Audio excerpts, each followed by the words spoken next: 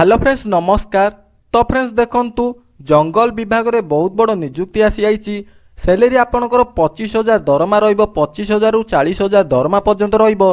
तेबे केउ सब पोस्ट पाई नियुक्ति रहिछि, एजुकेशनल क्वालिफिकेशन कौन रहिछि, केमिति अप्लाई करिवे, सिलेक्शन पाई कौन प्रोसेस रहिबो एवं एई पोस्ट रे सिलेक्शन पाउथिले केते टंका सैलरी रहिबो, एई सबरो डिटेल इन्फॉर्मेशन वीडियो माध्यम रे प्रोवाइड करदेबी।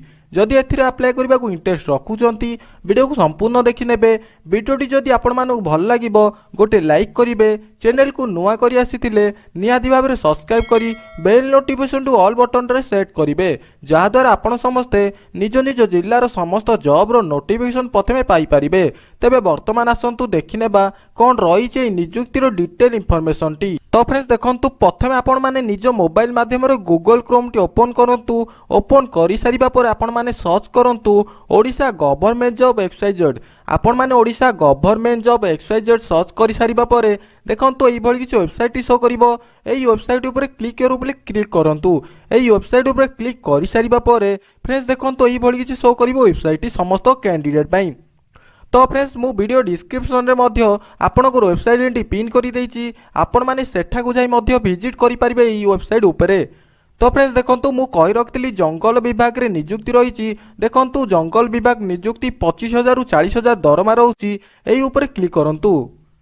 तो फ्रेंड्स देखंतु एई ऊपर क्लिक करि सारिबा पर देखंतु फॉरेस्ट डिपार्टमेंट डीओ रिक्रुटमेंट 2025 रहिछि। Apply online for various post रहिछि। सैलरी देखंतु 25,000 पर मंथ दरमा रहउछि समस्त कैंडिडेट पई। ऑर्गेनाइजेशन नेम टी देखंतु द रिलीजन ऑफिस रहिछि, मिनिस्टर ऑफ एनवायरनमेंट रहिछि, फॉरेस्ट क्रिमिनल चेंज रहिछि, गवर्नमेंट ऑफ इंडिया रहिछि समस्त कैंडिडेट पई। टाइप ऑफ जॉब टी परमानेंट रहउछि। कैटेगरी सेंट्रल गवर्नमेंट जॉब टी रहउछि।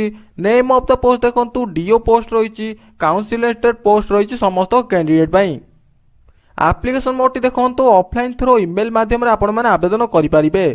Who can apply all Odisha रो कैंडिडेट पिला माने आवेदन करि परिबे ई पोस्ट को। प्लेस ऑफ द पोस्टिंग देखंतु ओडिसा रहिछि। लास्ट डेट देखंतु 30 मार्च 2025 लास्ट डेट रहउछि समस्त कैंडिडेट पई। जेंडर देखंतु बोथ मेल एंड फीमेल उभय पुरुष एवं महिला माने आवेदन करि परिबे ई फॉर्म टी को। एजुकेशनल क्वालिफिकेशन टी देखंतु जदि आपण माने एमएससी पास करछन्ती, फॉरेस्टमेंट वर्क एक्सपीरियंस रहिछि, 3 ईयर रो वर्क एक्सपीरियंस रहिछि, तबे ई पोस्ट पई एप्लीकेबल रहउछन्ती समस्त कैंडिडेट पई। एवं ता सहित आपनकर विथ गुड नॉलेज थिबा पड़िबो, एमएस ऑफिस रो गुड नॉलेज थिबा पड़िबो समस्त कैंडिडेट पई। तापर देखंतु डाटा एंट्री ऑपरेटर पाई देखंतु जदि आपण माने केवल ग्रेजुएशन टी पास करछन्ती, डिप्लोमा टी पास करछन्ती, डिग्री पास करछन्ती, बीसीए पास करछन्ती, तबे ई पोस्ट पाई एप्लीकेबल रहउछन्ती समस्त कैंडिडेट पिला माने। एवं आपनकर टाइपिंग नॉलेज थिबा पड़िबो, कंप्यूटर रो टाइपिंग नॉलेज टी थिबा पड़िबो। पोस्ट नेम देखंतु डाटा एंट्री ऑपरेटर रहिछि, काउंसिलेट पोस्ट रहिछि समस्त कैंडिडेट पई। एज लिमिट देखंतु कोन रहिछि, बयस सीमा आपनकर मिनिमम एज देखंतु 21 वर्ष रहिछि, मैक्सिमम बयस आपनकर 28 वर्ष रहिछि एवं डीओ पोस्ट पई 40 वर्ष रहिछि समस्त कैंडिडेट पई। एज रिलैक्सेशन टी देखंतु गवर्नमेंट रूल अनुसार बहुत भलो रहिछि। फॉर ओबी स्टूडेंट पई देखंतु 3 वर्ष रहिछि, for SC ST PWD candidate पई 5 वर्ष रहिछि, फॉर एक्स सर्विसमैन कैंडिडेट पई 5 वर्ष रहिछि, फॉर पीडब्ल्यूडी कैंडिडेट पई 15 वर्ष रहिछि आपनकर एज रिलैक्सेशन टी। सैलरी देखंतु डीओ पोस्ट पई आपनकर 25,000 पर मंथ सैलरी रहउछि। काउंसिलेट पोस्ट पई देखंतु 40,000 पर मंथ सैलरी रहउछि समस्त कैंडिडेट पई। सिलेक्शन प्रोसेस देखंतु candidate selected by the process of प्रथमे आपनकर शॉर्ट लिस्टिंग भारिबो, तापर आपनकर छोटिया इंटरव्यू रहबो समस्त कैंडिडेट पई।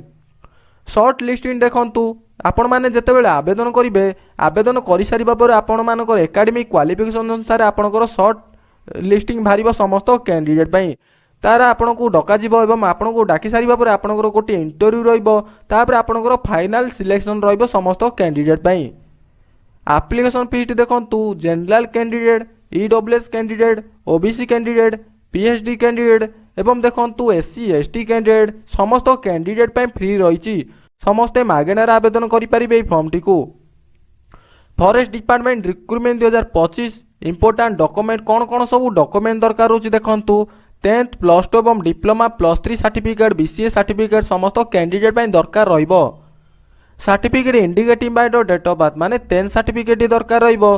To recent colour passport size photo दरकार रहिबो, आधार कार्ड दरकार रहिबो, रेसिडेंस सर्टिफिकेट दरकार रहिबो, केस सर्टिफिकेट दरकार रहिबो एवं आपनकर कंप्यूटर एक्सपीरियंस सर्टिफिकेट दरकार रहिबो समस्त कैंडिडेट पई। इंपोर्टेंट डेट देखंतु, एप्लिकेशन स्टार्ट डेट देखंतु ऑलरेडी स्टार्ट हो गलानी। एप्लिकेशन लास्ट डेट देखंतु 30 मार्च 2025 लास्ट डेट रहउची समस्त कैंडिडेट पई। तापर देखंतु आपनकर देखंतु ईमेल आईडी मेंशन करा जायछि। आपण मानकर समस्त डॉक्यूमेंट ए ईमेल आईडी माध्यम रे आपण माने सेंड करि परिबे। बिफोर देखंतु आपनकर 30 मार्च भितर आपण मानकु ए ईमेल आईडी मेंशन करा जायछि। ए ईमेल आईडी के आपण माने समस्त डॉक्यूमेंट सेंड करि परिबे। इंपोर्टेंट लिंक देखंतु नोटिफिकेशन पीडीएफ लिंक रहिछि, ऑफिशियल वेबसाइट लिंक रहिछि समस्त कैंडिडेट पई। चलंतु प्रथमे देखिनेबा कोन रहिछि नोटिफिकेशन पीडीएफ लिंक टी।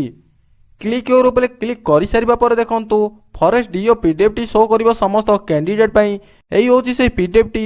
आपण माने पीडीएफ टी डाउनलोड करि परिबे एवं भलो भाबरे चेक करि परिबे।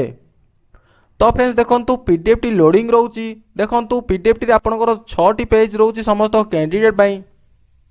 आपनकर पीडीएफ टी रे ही आपनकर एप्लिकेशन फॉर्मेट शो करिवो समस्त कैंडिडेट पई। देखंतु आपण माने डायरेक्ट तळु तळु स्क्रॉल करिवे। आपण माने डायरेक्ट तळु तळु स्क्रॉल करि सारिबा पर फ्रेंड्स देखंतु आपनकर एप्लिकेशन फॉर्मेट शो करिवो समस्त कैंडिडेट पई। देखंतु फ्रेंड्स एई होछि से आपनकर एप्लिकेशन फॉर्मेट। देखंतु आपनकर फुल नेम लिखिबे, आपण निज बापा को नाटी लिखिबे, जन्म तारीखटी मेंशन करिवे, डोमिसाइलटी मेंशन करिवे, नेशनलिटी मेंशन करिवे, मेलिंग एड्रेस देबे, परमानेंट एड्रेस टी मेंशन करिवे एवं ता सहित आपनकर telephone number, mobile number, email ID mention करिवे। ऑल एजुकेशनल क्वालिफिकेशन मेंशन करिवे। तापर आपनकर वर्क एक्सपीरियंस मेंशन करिवे। तापर आपनकर देखंतु अंडरटेकिंग रे आपनकर निजर सिग्नेचर टी देबे। सिग्नेचर टी देई सारिबा पर आपनकर समस्त डॉक्यूमेंट सहित ए ईमेल आईडी की आपण माने समस्त डॉक्यूमेंट टी सेंड करि परिबे 30 मार्च भितरे। तो फ्रेंड्स यही भली प्रोसेस माध्यम रे आपण माने अप्लाई करि परिबे। जदि किछि भी डाउट रहउछि तेबे कमेंट करि परिबे। रहउछि देखा बा आउटे नुवा वीडियो रे। जय जगन्नाथ।